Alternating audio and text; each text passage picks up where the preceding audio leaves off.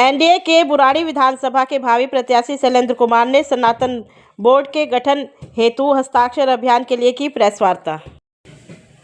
जिस तरह से पूरे देश में आज वक्फ बोर्ड हावी है, उसी तरह मैं अपने सनातन धर्म के लिए सनातन बोर्ड की गठन की मांग करते हैं।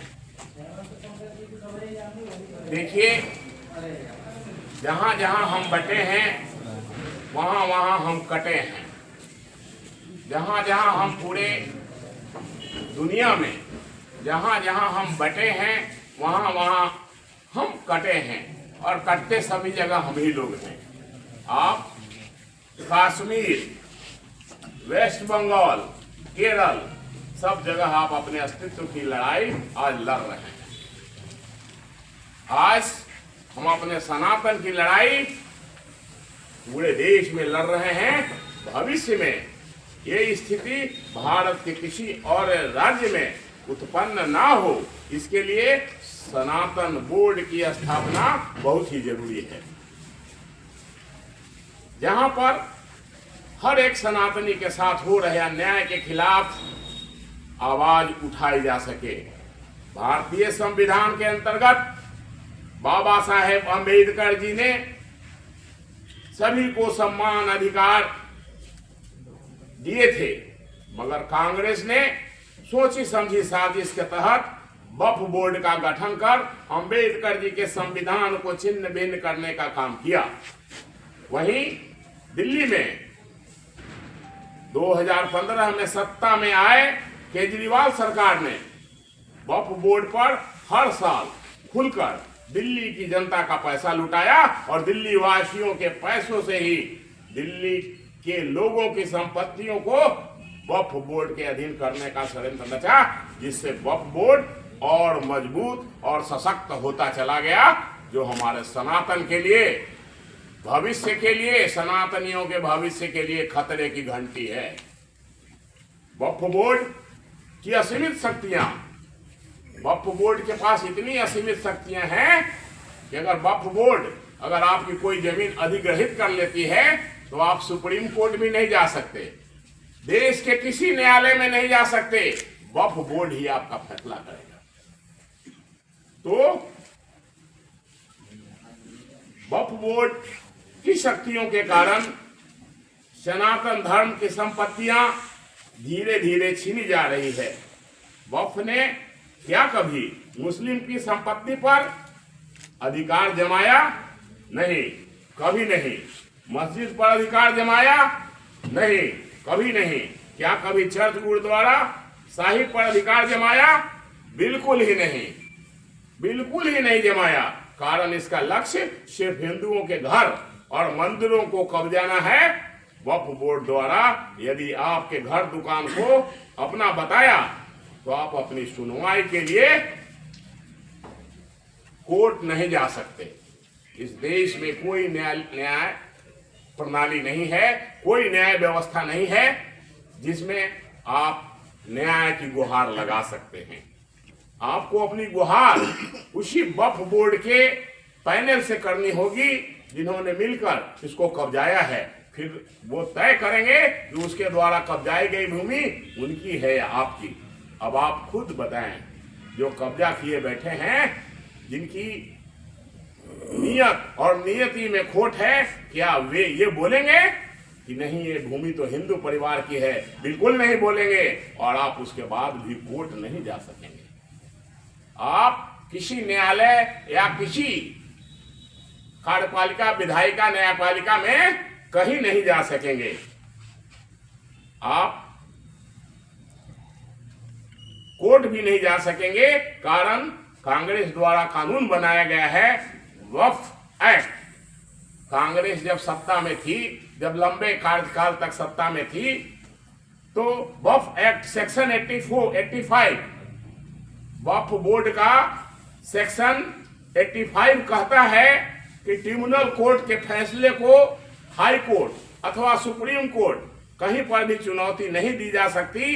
कारण कांग्रेस और केजरीवाल जी की नजर में वक्फ सुप्रीम कोर्ट से भी बड़ा है। उनके महत्व को, उनके वोट के राजनीति के लिए, उनके प्रमोशन के लिए केजरीवाल जी की नजर में दुनिया की सबसे बड़ी अदालत वक्फ बोर्ड ही है। अब बस दो ही विकल्प है, या तो वक्फ बोर्ड को हिंदू अपना घर, मंदिर, देश सब कब्जाने दे, उसको अपने कब्जा में लेने दे, या हम लोगों पर अतिक्रमण करे, या फिर सनातन बोर्ड की गठन को लेकर महाहस्ताक्षर अभियान के माध्यम से अपनी आवाज अपने सरकार के माध्यम से, हम उनके सहयोगी के माध्यम से केंद्र सरकार व राष्ट्रपति तक पहुंचाएंगे, जिससे कि देश में धर्म व सनातनी सम्मान बचाया जा सके। वक्फ बोर्ड द्वारा कब्जाई गई भूमि को कब्जा मुक्त करवाया जाए। सनातन बोर्ड इसकी जिम्मेदारी लेगा, बोर्ड ही इसे निपटाएगा। सनातन बोर्ड ही इस तरह के विवादों को, जो हमारा सनातन बोर्ड होगा, जो इस तरह के विवादों को निपटाएगा, और उसके बाद फिर हम किसी भी न्यायालय में जा सकेंगे। इसलिए इस बोर्ड का गठन नितांत ही आवश्यक है और हिंदुओं के स्वाभिमान और धन संपत्ति की रक्षा के लिए आवश्यक है कि सनातन बोर्ड की गठन अविलंब हो। बोर्ड ही इसे निपटाएगी। सनातन बोर्ड के माध्यम से ही ये काम पूरे देश में संभव होगा। वक्फ द्वारा कब्जाई गई जमीनें सनातन बोर्ड वापस लेगा और इस जमीनों को असहाय, गरीब, कमजोर, जो निर्धन लोग हैं, जिनके पास भूमि नहीं है, जिनके पास कोई जमीन नहीं है, उनमें हमारा बोर्ड ये जमीन वितरित करेगा। साथ ही साथ जो पूरे देश में लाखों एकड़ जमीन वक्फ बोर्ड आज कब्जा करके बैठा है, वो जमीन अगर वापस मुझे मिलता है तो हम लोग वहां अस्पताल बनाएंगे, स्कूल बनाएंगे, सामाजिक संस्थाओं को विकास करेंगे। लेकिन वो आज एक असामाजिक तत्वों के हाथ में है, जो हमारे देश के लिए, हमारे सनातन धर्म के लिए बहुत बड़ा खतरा है, बहुत बड़ा खतरा है। इतिहास तो आप सभी लोग पढ़ते ही हैं, सभी न्यूज के बंधु हैं, सभी मीडिया के बंधु हैं। आप देखते हैं कि जहां उनकी संख्या थोड़ी अधिक है, किस तरह हम पर हावी हो जाते हैं। हमारे लोग उस जगह को छोड़कर चले जाते हैं, लेकिन हम जहां बहुसंख्यक है वहां वो बहुत ही मौज से रहते हैं। उनका सब जगह सौहार्द है, सब जगह आते जाते हैं, मौज मस्ती करते हैं, उनको कोई पूछने वाला नहीं है। उदाहरण के लिए आप देख सकते हैं, चंबल में अभी जो मंदिर मिला है, अगर कोई सनातनियों का गठन होता, अगर कोई हिंदुओं का संगठन होता, तो उस मंदिर में सालों से पूजा अर्चना नहीं हो रही होती, ऐसा नहीं होता।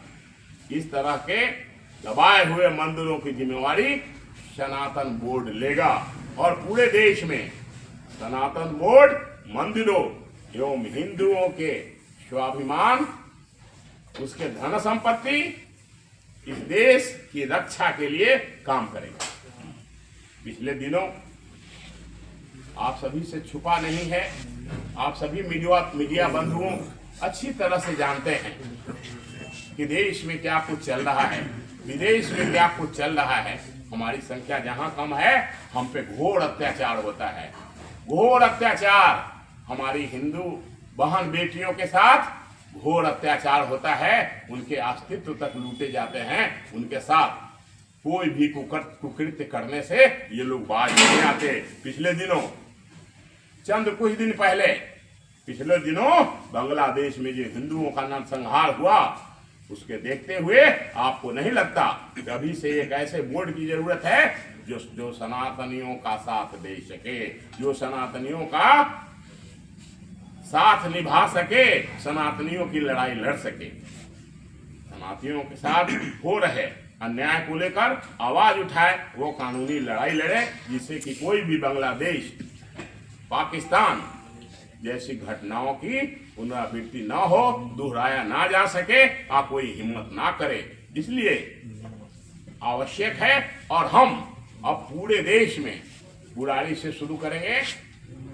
सनातन बोर्ड की स्थापना के लिए अपने नेताओं से भी बात किए हैं, हस्ताक्षर अभियान शुरू करेंगे, जिसमें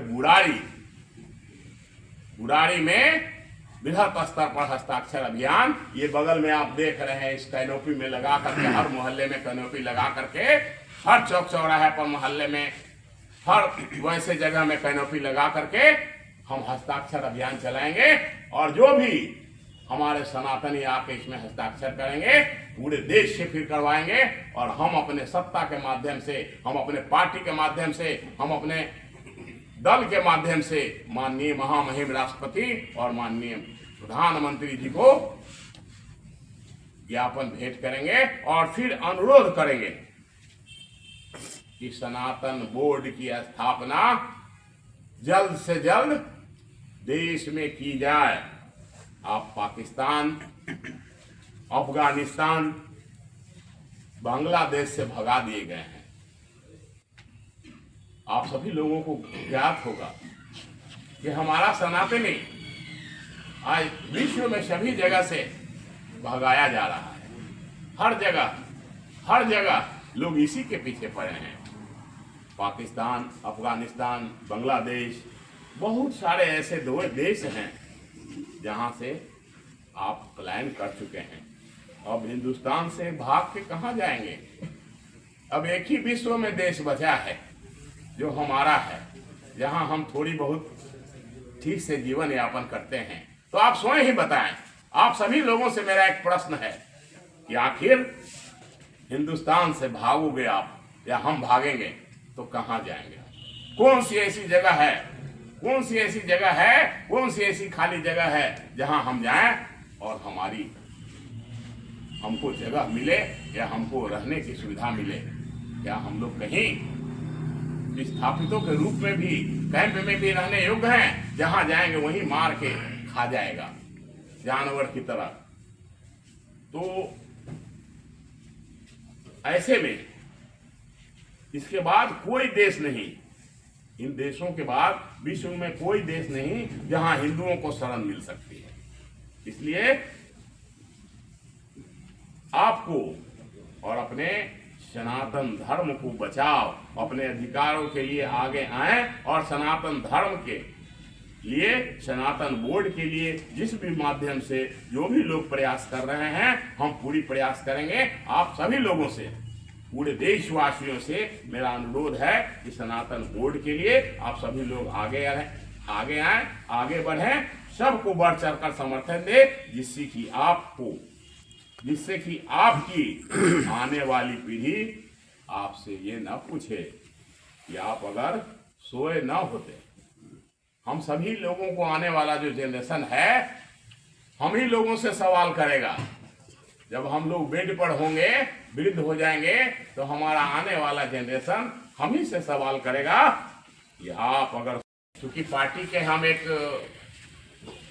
जिम्मेदार पद पर यहाँ हैं, इस तरह की इतनी बड़ी प्रेस वार्ता करने से पहले सलाह तो लिए हुए होंगे और उनको भी अब ऐसा फील हो रहा है,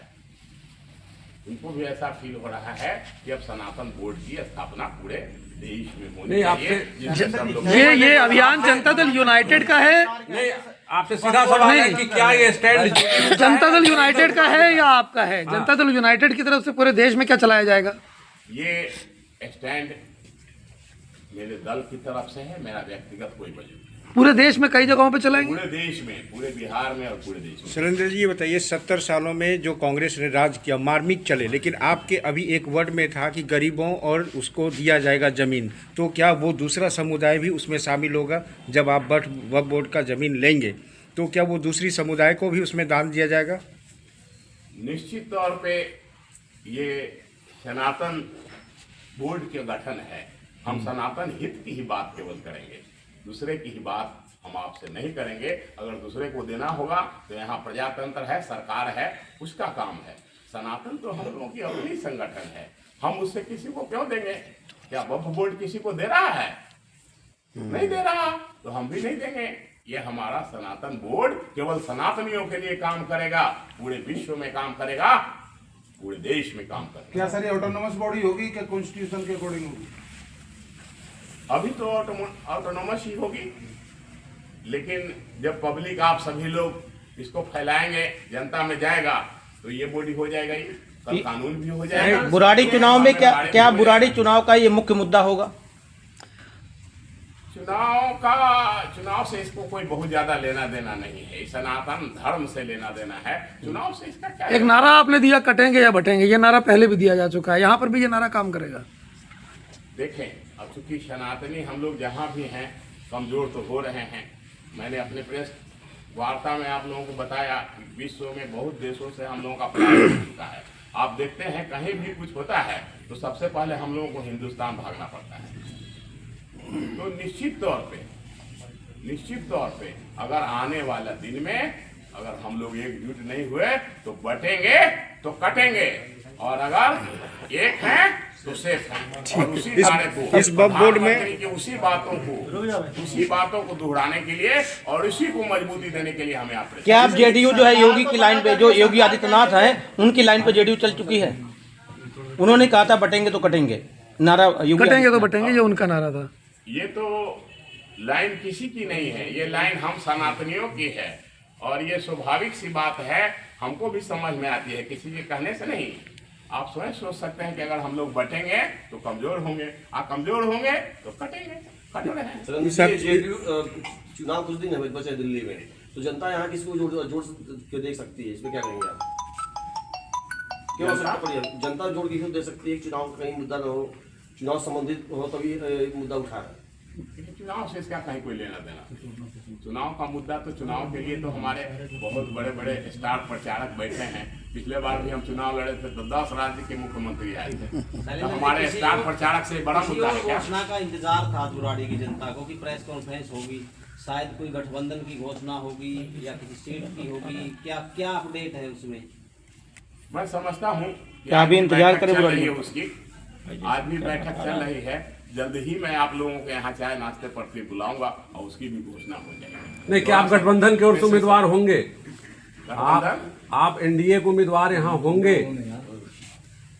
उम्मीदवार तो होंगे ही, उम्मीदवार तो होंगे। इसकी घोषणा में कितना समय, कितने दिन लग सकते हैं? इंतजार करना पड़ेगा सर मुझको। हम समझते हैं कि आज बैठक चल रही है, करीब करीब इसको मूर्त रूप दे देंगे। बाकी घोषणा तो भाई सभी लोगों के सर्वसम्मति से ही बनेगी, इसलिए कि ये एनडीए है, इसमें बहुत सारे घटक दल हैं, तो सब लोगों की सहमति के बाद ही घोषणा है। इसमें अभी तक ये जेडीयू की घोषित लाइन नहीं हुआ करती थी सनातन को लेकर के, अब एकदम आप अपने जो पार्टी है भाजपा, जिसके आप घटक दल हैं, आप उसके सुर में सुर मिला रहे हैं, हिंदुवादी संगठनों की तरह आपका लाइन जा चुका है। तो इसको दिल्ली चुनाव और बिहार के आने वाले चुनाव में आपकी अचानक जो पॉलिटिकल शिफ्टिंग है, इसको लोग किस नजरिए से अब देखेंगे? देखें, आपका लाइन ट्रैक बदल गया। मैं बता दूं कि सबसे पहले तो मैं जहां पैदा लिया हूं, मैं तो एक सनातनी हूं, हिंदू हूं, और दूसरा कि अगर बिहार में या भारत सरकार में अगर हम उनके विचारों से, उनके नीति सिद्धांतों से अगर सहमत ना होते तो समर्थन नहीं दिए होते। निश्चित तौर पे कहीं न कहीं मेरा समर्थन है।